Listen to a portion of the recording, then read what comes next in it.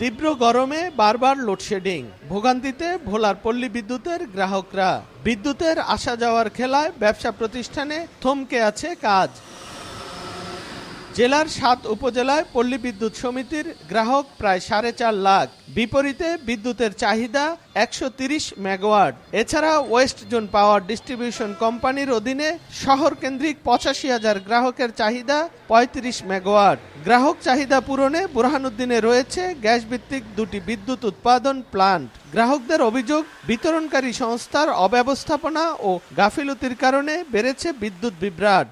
Highest ৪ থেকে ৫ ঘন্টার অতিরিক্ত কারেন্ট পাই না। ১০ মিনিট ২০ মিনিট খায়, এর মধ্যে ৩ ঘন্টা ৪ ঘন্টা ৬ ঘন্টা গিলেও খায় না। হেগমন মতন হেরা দেয়, আবার হেরা নিয়ে যায়। আমাদের বাড়ির যে বাচ্চাগুলি ছটফট করতেছে। আমি মনে করি সরকার আমাদের ভোলার দিকে স্পেশাল দৃষ্টি দেখ। গণশুনানির মাধ্যমে জনগণের মতামত নিয়ে তারপরে এই বিদ্যুৎ বিলটা বাড়ানো।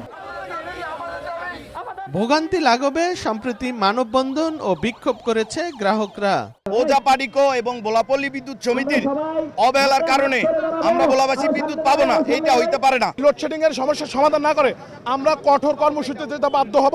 এদিকে চরফ্যাশনে নবনির্মিত উপকেন্দ্রটি শীঘ্রই চালু করে জেলার দক্ষিণাঞ্চলের লোডশেডিং কমাতে চায় পল্লী বিদ্যুৎ সমিতি REB। তবে উত্তরাঞ্চলের গ্রাহকদের জন্য কোনো সুখবর দিতে পারেনি REB। আর ওজোপাটিকো জানিয়েছে, গ্রিড উপকেন্দ্র না থাকায় ৪০ কিলোমিটার দূরের বুরহানুদ্দিন থেকে আনা লাইনের যে সমস্যা হচ্ছে তা সমাধানের চেষ্টা চলছে। বন্ধ আমরা করি না, বন্ধ অটোমেটিক হয়ে যায়, কারণ দেখেছে কোথাও গাছ পড়লে, কোথাও ঝড়ে কোনো কিছু লাইনের উপরে পড়লে অটোমেটিক বন্ধ হয়ে যায়। বুরহানুদ্দিনে গ্যাস ভিত্তিক ২টি প্ল্যান্টের বিদ্যুৎ উৎপাদন সক্ষমতা সর্বমোট ৪৫০ মেগাওয়াট। নাসির উদ্দিন লিটন, সময় সংবাদ, ভোলা।